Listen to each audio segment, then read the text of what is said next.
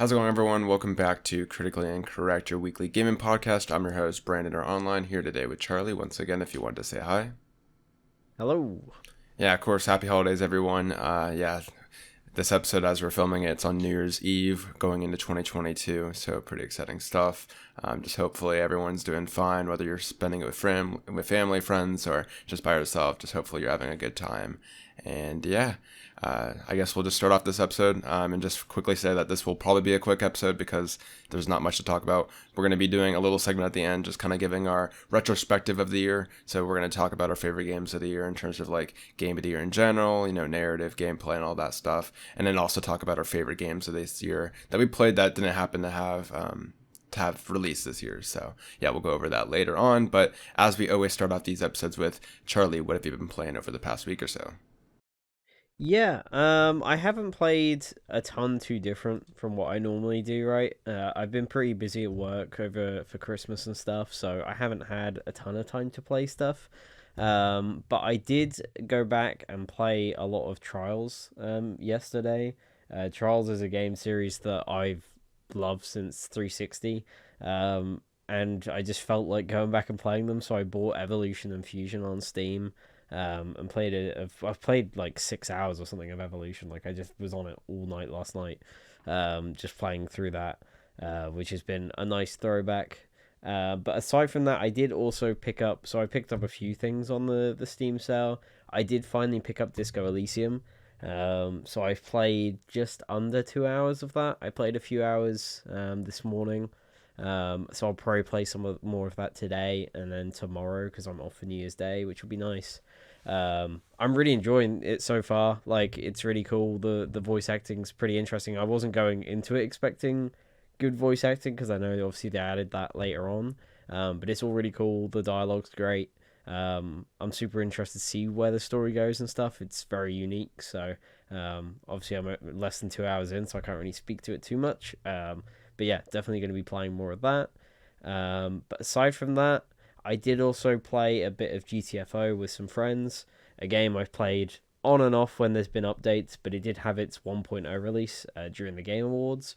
So we've gone back in, played a bit more. We actually managed to beat a level. We've never been able to beat any of the missions because it's so damn difficult. But in the 1.0 update, they've added like checkpoints and they've made things a bit more clear on how to complete. The difficulty seems a little bit easier as well, so we were actually able to complete that first level. We'll probably be playing more of it. It is quite a fun game to play if you have a full team, but it is just getting four of you together when you're not busy is probably the toughest bit. But other than that, I think yeah, Assassin's Creed as well. Assassin's Creed Valhalla. I've played a decent chunk since we last spoke. Um, when I was finishing like work each day, I would basically just dive into a bit of AC Valhalla. I think I've put quite a bit in this week. I don't know the exact amount of playtime I've played recently, but I've gotten a lot further in the game. I don't know exactly how far because the game is really really long. But yeah, I've played a decent chunk of that. It's fine. Like it's a decent game. I wouldn't say it's bad, but it's definitely not like the best Assassin's Creed game or anything. But it's something to play. But I'm probably gonna take a break from it for a bit because I did play it quite solidly for a few days, in the evenings. But other than that, that has been it. Nice, nice. As for me, I haven't played terribly much. I played decent amount of one game in particular, and that's been Dark Souls. I streamed that just the other day and been making more progress on that. I think I'm like 60% of the way in. I don't know how many hours I played total so far, but it's at least well over like 10, 15, I'd imagine. So yeah, making a lot of progress on that. It's been pretty fun. Yeah, I definitely consider it probably like I think my new favorite game of 2011. So yeah, I used to always put Uncharted around there, but yeah, I think Dark Souls has definitely taken the cake so far from what I played. It's one of my favorite Souls games. So I've been enjoying that. Been playing more multiplayer games with friends, just like Fortnite. I also downloaded like Among Us as well on PlayStation 5 since I never really got into that when that blew up like a year ago. So I've been playing that with some friends. That's been pretty fun. But yeah, besides that, just been focusing more on like hobbies and stuff as well as just Dark Souls is a time consuming RPG. So yeah, nothing else sadly. But yeah, I've also been sick. So I haven't been like feeling that well, and I've been watching some more stuff. So I finally got around to watching Shang-Chi as well. So that was a Marvel movie I definitely wanted to watch. I watched the first episode of Hawkeye, watched the first 3 episodes of Cobra Kai, the new season. I still have yet to watch Book of Boba Fett, so I have no idea how that is. I've heard mixed things so far. So yeah, have you watched Book of Boba Fett yet, Charlie? Yeah, I watched it when it came. What was it? Yesterday or the day before, something like that. It's okay. Like it's doesn't hasn't surprised me or anything yet. I think it kind of struggled because it's only one episode at release. I think it probably could have done with having two. Obviously, I don't know what happens to the next one, so maybe it didn't. But yeah, I wasn't going into it expecting too much. It seems alright so far. But it hasn't like blown me away or anything. Yeah, that's what I'm getting. I definitely want to watch it though at some point. Yeah. Anyways, we'll move on to gaming news because there hasn't been releases this week. I think that's like might be the first episode this has happened, or at least the first episode in like a year. So yeah, nothing's out. But in terms of gaming news, we did get our PS Plus announcements for January, and I'd say it's a pretty good month. So our big PS5 game, I believe, is going to be Deep Rock Galactic. Actually, Charlie, do you know if there's any of them that are like PS5 exclusive, or are these all PS5/PS4? Deep Rock Galactic and Dirt 5 are both, and then Persona 5 is just PS4 or Persona 5 Perfect. Strikers. Okay, yeah. So yeah, in terms of that, as he said, yeah, we got Deep Rock Galactic, Persona 5 Strikers, and Dirt 5. I could speak to Deep Rock Galactic. It's one of the better multiplayer games on Steam. I really enjoy it. I've been wanting to play more of it, but it's just hard to get friends onto it because it is like a $30 game, so it's kind of like a big commitment if so. I think PS Plus is a perfect game for that. I also think it's been out on Xbox for quite some time, but they had some like exclusivity deal, so that's why we haven't seen it on PlayStation platforms until now. I could speak a little bit to Dirt 5 because I have played some of the other Dirt games. Those are pretty good racing games. I almost bought that at launch on PS5, so I'm glad I did not. Yeah, that's a solid game. I haven't played a racing game in a while, so well, I guess besides Horizon 5, so I'll definitely download that and give that a go as well. And then Persona 5 Strikers, have heard really things, even from like Persona fans themselves. Like I've heard the gameplay isn't that good. So I don't know if I'm really sold on that game since I've only like heard mixed things from Persona fans themselves, and I'm not really a Persona guy, as everyone knows. So yeah, that one I sadly don't really have any opinion on. But Charlie, what'd you think about this month? Did you think it's a solid month, or yeah, just give your thoughts. Yeah, I think it's a pretty strong month. Like you, I enjoyed Deep Rock Galactic. I haven't played a ton. I think I only really played it when we played it way back when. Hmm. But I do want to go back into it. Some of my mates have played it more recently through Game Pass. So I'll probably hop back in at some point. Whether I'll play it on PlayStation, I'm not sure. I definitely want to give Dirt 5 a go as well, because like you, it was one I debated picking up a few times. I think it has been on Game Pass on PC, so I have thought about downloading it there, but I just never got around to it, so I'll probably give it a go now. And then Persona 5 Strikers, I think, is a cool pick. I mean, it's not that old a game, right? It came out earlier in the year, so it's cool that it's already on there for people that want to play that. It's not something for me, but that's a cool pick nonetheless. Overall, I think it's a really strong month, though. Yeah, definitely comparing it to like the last few months we've gotten, that's a really good month. I know all three of those titles, which I can't always say for half the months we get for PS Plus. So yeah, very solid month. To a certain extent, I want to try all of them. Obviously, I've already played Deep Rock, but still. Anyways, another news story that broke out this week is sadly another delay. This one's kind of weird. It's like an internal delay. Essentially, Square Enix wrote a note regarding Final Fantasy 16 development. Obviously, we haven't heard from this game in over a year, so yeah, it makes sense to get an update like this. Essentially, internally, it's been delayed by almost half a year.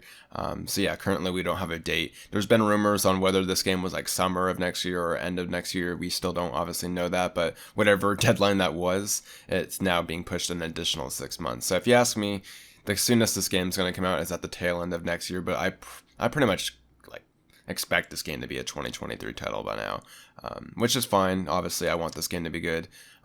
Yeah, it was weird because obviously we saw a lot of this game when it first got shown off. I think they had like a solid 5-minute trailer, and that led me to believe that this game might have been like 2022 or 2021. Like it was like going to be in the first year of the PS5's life cycle. So it has been disappointing. We haven't heard anything since, but obviously a Final Fantasy title needs to be good, right? These games are sacred in terms of like when they drop, they need to be good because you only get one at once every like 5 years now or so. So yeah, yeah, just take your time. Obviously, I think this is the same thing we say for all delays, right? Like you can't really complain about a delay because they're putting the quality over everything else, right? So of course I'm gonna agree with that. So yeah, what'd you think about this, Charlie? Yeah, I think it makes sense, right? Like, we didn't hear anything at all this year. They did say they were going to have some kind of update, which is kind of why they put this out. Like he said that, they promised they'd have an update. But because of COVID and stuff, they were really struggling with basically communicating with all their studios because they were talking about how much of the game is being outsourced. And so, because of COVID and different time zone differences and things, it's been a real pain for them to actually keep stuff on track. So, they seem to say that everything's kind of back on track now, although they also sound a bit unsure in the actual like post. So who knows? It might get delayed even further internally. But like you, I don't expect this to be out any sooner than like late next year, maybe November time at earliest. But it's probably going to be like a spring 2023 title at this point. Because I did think originally it'd be summer to late next year anyway. I never thought it would be early. So yeah, it seems more likely that it's 2023 at this point, though. Yeah, I definitely agree. Good to have an update and some sort of transparency on where the development's at. So that's always nice. Hopefully, we'll still see it next year. I imagine like around E3 time. Hopefully, will be the next time I'd imagine we see this. So yeah, look forward to that. Anyways, another news story has to do with a lawsuit that Riot Games was going through. Essentially, the details here are Riot Games is now going to have to pay out $100 million to settle discrimination lawsuit, specifically like sexism in their company. So yeah, it looks like there was big pay discriminations at Riot in terms of female employees being paid less. This has been going on since like 2014, and like this has been a lawsuit that's been going on since I think like 2018 or yeah 2018. It looks like they could have reached a settlement like way back in 2019, but Riot decided to push it forward. So they could have agreed to like a 10. It looks like they did agree to a 10 million, but this was still pushed up forward. So yeah, as of now, currently I think like over 1,000 female employees are eligible for some sort of payout, resulting in the 100 million that we see. Of course, Riot are trying to take this into like a good, proper PR spin, right? They say they want to properly acknowledge those who had a negative experience at Riot and demonstrate a desire to lead by example. So of course, they're trying to make it seem like they're being like innovative and like being fair, but like yeah, it's just what they should be doing in the first place, right? So yeah, good obviously for the women at Riot. This is imagined like a big day, or a big week for them because this has been something that's been going on for years and years now. So that's always nice to see. So yeah, what'd you think about that, Charlie? Yeah, I think it's great that it turned out a lot better than it could have done. I think it's still a shame because I think most people, or at least it was being said that I think the number they were aiming for was 300 million to cover all the staff that would want to get money, right? So it's not as good as people would have hoped, but it's still a lot for those people, and it's a good start. Obviously, we could always do better. But it's good to see that it's finally getting somewhere. And just hopefully this leads to more stuff actually being done about things like this. Looking at Activision and Ubisoft. Yeah, But heck yeah, yeah. it's good to see we're finally getting somewhere with it. And yeah, it's just good that the women that were at Riot and are at Riot still are finally getting their voices heard. So yeah. Yeah, definitely. I'm very happy to see that. Even though it's like shitty circumstances, it's good to see that, they won and that they're able to get some money and recompensation for, their time there, especially since, it was unfair. So yeah, that's awesome. Anyways, a cool gaming news story that happened, I think, just yesterday was the reveal that Elden Ring is the new cover for Edge magazine for the month of January. So obviously, I'm very excited about this. I'm currently playing Dark Souls. I read through the interview with Miyazaki. It was pretty funny. Essentially just talking about like a lot of things regarding like Elden Ring and even the Demon Souls remake. So regarding Elden Ring, he like kind of described it as like the culmination of every Souls game that has come out, before now, and that it's like lessons learned and like kind of like the best hits and stuff like that. So it's essentially taken like the mechanics that they've done, in the past games, like what would work for this and like some new stuff, right? Essentially saying this game would have been impossible to make before all the other Souls games. Like this is really the one that's like their most ambitious project yet, and that is learning from everything that has come before. And I think he even had like a line specifically that said that he believes personally that this is their best game they've ever done yet. Which Miyazaki's usually a very humble guy. He is very humble in this interview, so that says a lot. Regarding his philosophy on like playing games, they said that he has yet to play the Demon Souls PS5 remake just because obviously he worked on that game. So when he plays those games, he kind of gets overwhelmed with a lot of emotions that he has from, the memories of development. So it doesn't really feel like he's enjoying it. which makes sense, right? Obviously, it's hard to play a game that you made yourself. You know, you already know the ins and outs and everything. So yeah, that makes sense. They asked him specifically. I thought this was funny, like what their graphics team thought after seeing Blue Point's, Demon Souls PS5 remake, because it's no secret that Demon Souls PS5 still looks graphically better than Elden Ring. And he said that yeah, as a studio, they don't really focus on graphics, like they have like a really good graphics team. But they don't prioritize that over like gameplay and design and stuff like that, which I think makes sense, and is why Elden Ring, or why their past games hit the way they do. But he did say that they're still obviously doing great work on Elden Ring, as we've seen, and that he appreciates them, of course, which I thought was pretty funny. And yeah, that was a pretty cool interview. Definitely go read it. There are some other things I left out that are like some intricate details, right? But overall, that was the gist of it. Very looking forward to Elden Ring. There's some new artwork on that cover, which looks really really cool. They talked about George R. Martin's involvement and how originally Miyazaki was kind of scared, but once he learned that George R. Martin already knew about the Souls games and the way he thought about story, they quickly kind of like talked like they were friends for a while. So yeah, very very cool interview. So definitely recommend it. Did you read anything about it, Charlie, or I anything of that haven't read sort? any of it yet, but I'm definitely going to check it out, just to see if there's anything interesting in there for me. As you know, I'm not anywhere near as excited about the game as you are, so obviously it's not like immediately going to jump out on me, but I'll definitely have a look. Yeah, definitely. And yeah, anyways, we'll go to the next story, which also has to do with another article. This one comes in the way of Bully 2. This is actually a follow up on a news story we covered last week. We talked about how Bully 2 was reportedly being shown to journalists, and technically they're not wrong.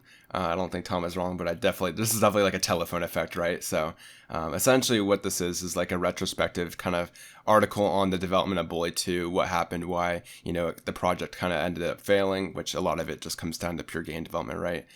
Essentially, yeah, it's a really, really good piece. Definitely go recommend reading it. I'm like halfway through it right now, and it's definitely very detailed. They definitely did the research on it.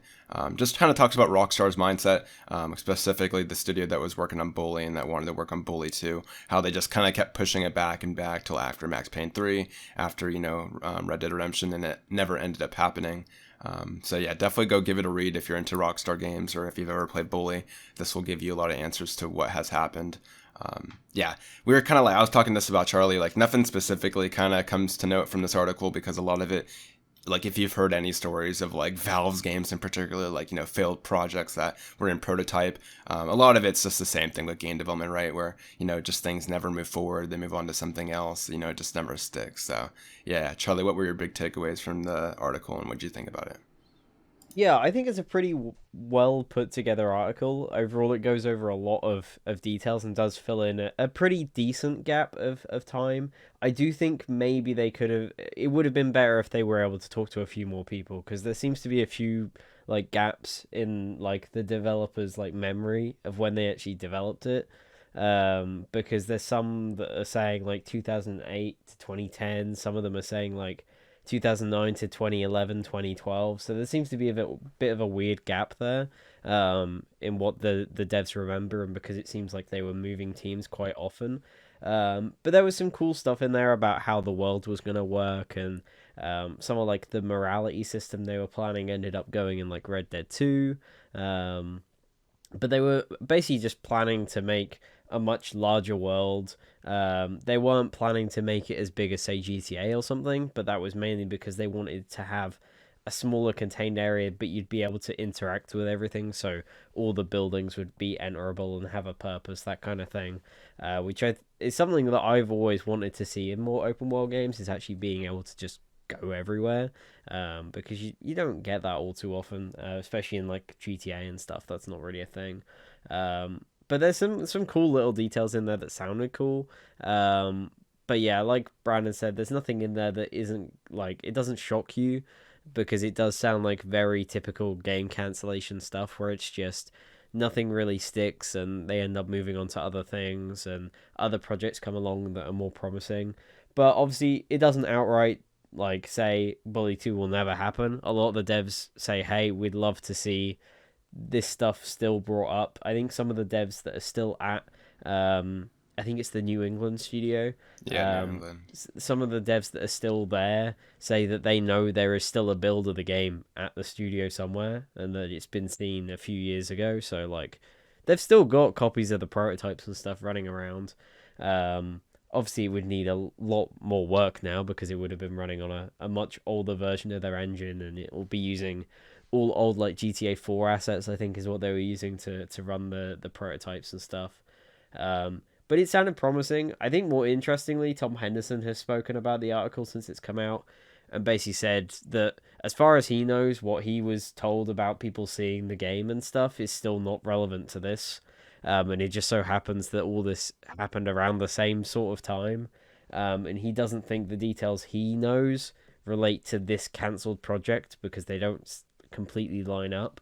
So it seems like Bully 2 might still be a thing in development, just not this version. But I know some like people were asking like Tom to actually share what he knows, and he was basically saying he doesn't know enough to actually confidently be able to talk about it. Because obviously with these things you need multiple accurate sources before you can report on stuff, and he doesn't just want to blindly tell people information if he's not confident in it. So maybe he'll have some more stuff in the future, but for now he's not too sure about what's going on with the Bully 2 situation. But yeah, it's a weird one. It's a shame that we haven't seen Bully 2 sooner, but hopefully we do eventually one day see it. Yeah, it's cool that he's still sticking by that. I don't know if Rockstar would want to talk about. Well, I mean, I'm trying to think of like their mindset. Maybe they know that they're working on Bully 2, so they wanted to get this part like piece out to like kind of remind people. Yeah. But I don't know. I could also see going either way, where it's like the telephone effect, where this was what happened. But like, yeah, as Tom said, he doesn't have like enough sources to back it up to warrant an article yet. So I'd definitely take it with a grain of salt at the moment. But still cool to see that he's sticking by that. But yeah, I guess we'll move on. That was all the gaming news stories that we have to talk about. We'll move over to our personal topic with kind of like our look back of 2021 and yeah, our favorite games released. So we'll have a section of like the games that actually released this year. We have 4 categories. We have game of the year, narrative, gameplay, and music. And then I also have like some honorable mentions of like personal games that I enjoyed playing this year that didn't end up, obviously releasing this year. They're like past games, like yeah, just the best ones I've played so far. So yeah, we'll go over obviously the 2021 games first. We'll start with music. So, Charlie, give me your best video game music for 2021. This was the one I struggled on most because there wasn't really a game for me this year that really stood out music wise. But I ended up going with a different pick to what I went with when we voted for the Game Awards. But I went with Deathloop. More just because the more I think about it, I really enjoy that game's soundtrack. It's got such a funky and unique sound to anything that you really hear in games. So that's what I went with. It was that or Guardians, and I decided to go with Deathloop, just because obviously it's a more original soundtrack. Guardians has a lot more licensed music, so yeah, that's what I went with in the end. Yeah, Deathloop's also a good pick. That's like definitely top 3 for me, just because it has that really good style to it that you just don't hear in video games much, especially like when you're like in the screen loading and yeah, it's just like spy music, right? It's so good. I ended up going with Cyberpunk 2077, which I was debating on because a lot of it is licensed and stuff, but they do have some decent tracks on there. Yeah, I just remember like this one's weird, right? Because like obviously it's like the tail end, but a lot of this game I did play in January, so I'm gonna kind of Game Awards put it for 2021, so I'm putting it for 2021. It's all right. So yeah, yeah, I ended up going with Cyberpunk, and yeah, there's just a lot of good tracks in that game. I really enjoyed the music. I still have it on Spotify and listen to it this day. So yeah, Cyberpunk just really really good. Very different music. I didn't think I'd really like it, but it grown on me over time as I played that game. So yeah. Anyways, we'll move over to gameplay. So what was the best gameplay that you played in 2021? So for gameplay, I ended up going with It Takes Two. For a long time, this was actually my game of the year pick. For a multitude of reasons, but mainly down to its gameplay. I think it does some great stuff like A Way Out, where you just have a really varied amount of stuff that you're doing throughout the game, right? But unlike A Way Out, it's all super polished to a point where it's on the same level as like a Mario game, except every level is so unique that it's insane how it's so polished. So I just had to go with it. Like it's crazy how well done it is considering its length and how long it took them to develop, right? So yeah, that was my pick for gameplay. Right on. Yeah, that's a good pick. For gameplay, I ended up going with Metroid Dread. I was debating on whether I wanted to put like Returnal here because it also has really solid gameplay, but ultimately I ended up going with Metroid Dread just because it has It's a super well polished. I mean, a lot of it's just been in the Metroid DNA for years now. But with Dread, it's just just taken to another level, at least from what I've seen. Because I've seen footage of older Metroid games, and this definitely looks like a step up. I just really enjoyed it. Mechanics are super solid. Worked with the game design as well, because like sometimes you'll have really good gameplay in games, but if it's not backed up by like the level design or the other aspects of the game, sometimes it can hinder it. But with Metroid Dread, they're like firing on all the cylinders, so I really appreciated that gameplay, and I was hooked throughout it. Just very challenging game. I can't praise it enough. So that's what I went with.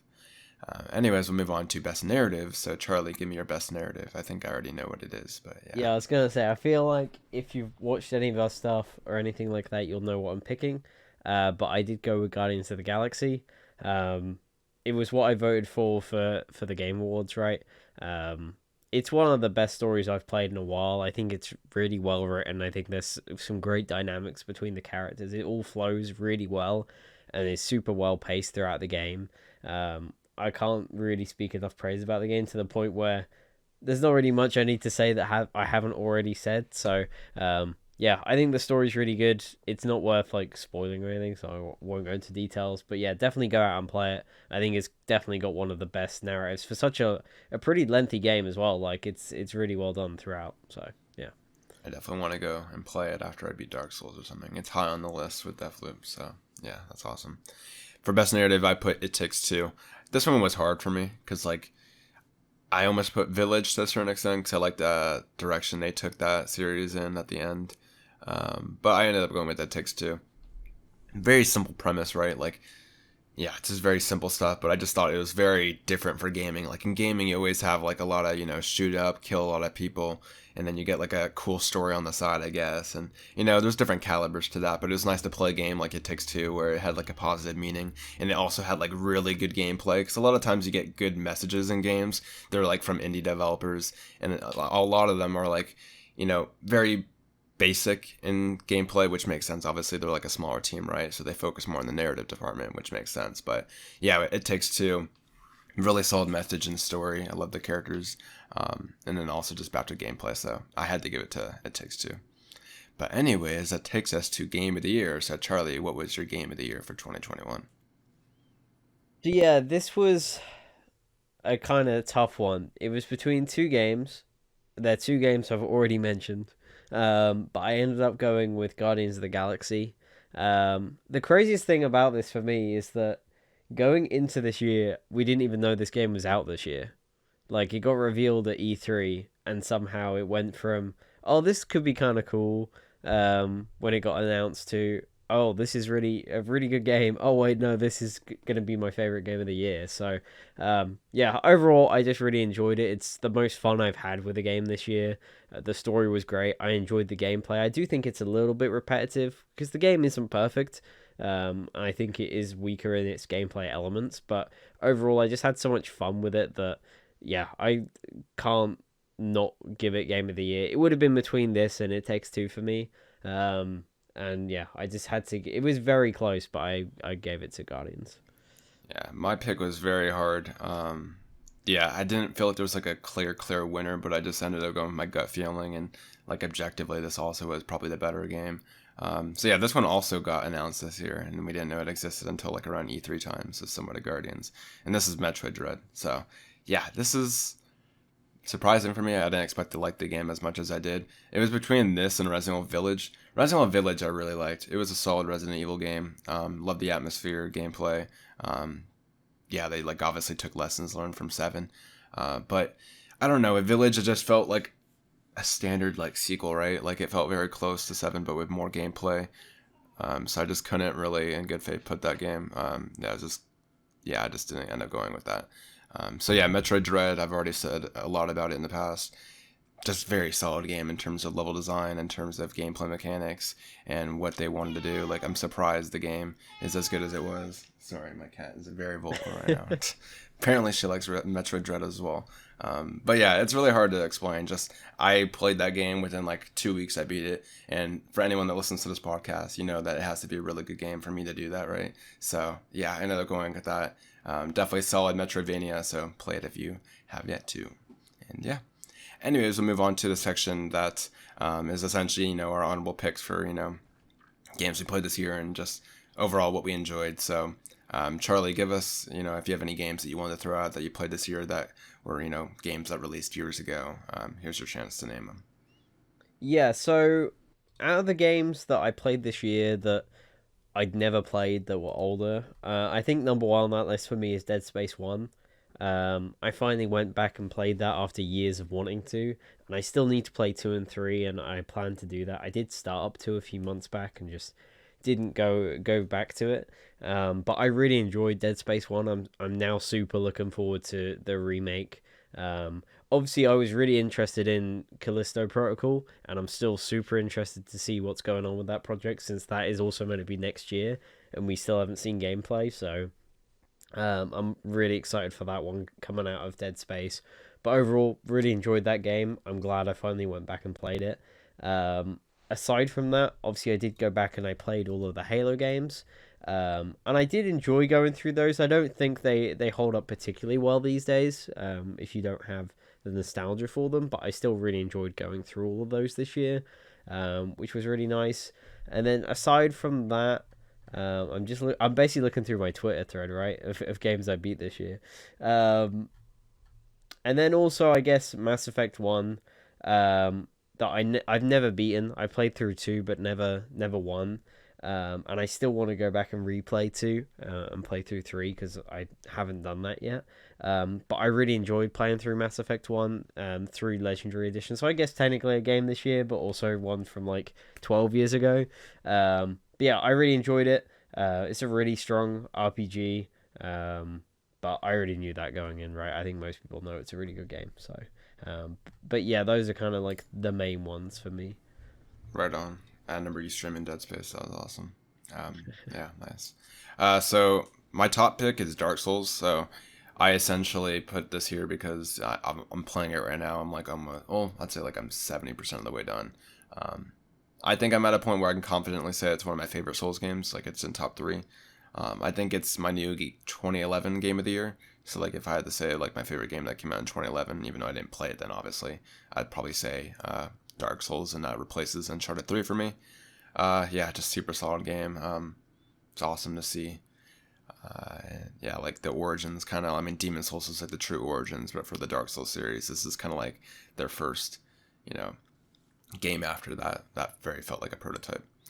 Another game that was very surprising for me that I played around like August, September time was Danganronpa Trigger Happy Havoc. So yeah, this series is a visual novel. It's like a detective kind of game. Very good. It's very dialogue heavy, and obviously, like I always meme that stuff for like Persona, but like it really works in this game, just because the characters are so well written, well voiced as well. You have the constant mystery of, who can you trust and who can you not. Like it starts very quick with like, pretty much saying like you can't trust anyone. Very different kind of game. I remember playing that, like I moved to uni and I was like there for like 2 weeks before classes started, and I had like no one there, so I was like, I'm gonna play this visual novel in my dorm room. And yeah, it was a solid experience. Definitely, I loved it. Another one is a particular game that I haven't finished yet, but it's one of those games that you kind of beat it when you want to beat it. There's like no rush. It's Valhalla. This game is very different. You pretty much play as a bartender in like a cyberpunk setting, and you just have clients come into your bar, right? And you just kind of take their order, mix it for them, and you just hear about their daily lives. And it's like so relaxing to play. You get to choose the music that you have on in your store. Like it's just a game if you just want to relax and talk to people, but you have no one to talk to, or just listen to people talk. Like this is the game for it. It's like a super weird, like basic, like game mechanic, but it works, and it's so relaxing to play. So I still have yet to finish it. I'll probably save it for when I'm feeling stressed in life, and I'll just go and play that, and hear people talk about their lives, right? So yeah, super solid experience, and you can always find it for cheap on Steam. Resident Evil 7 Biohazard, I played this like a year ago, very early on in January. Really good Resident Evil game. Obviously this was like the first one that went into first person. Super solid experience.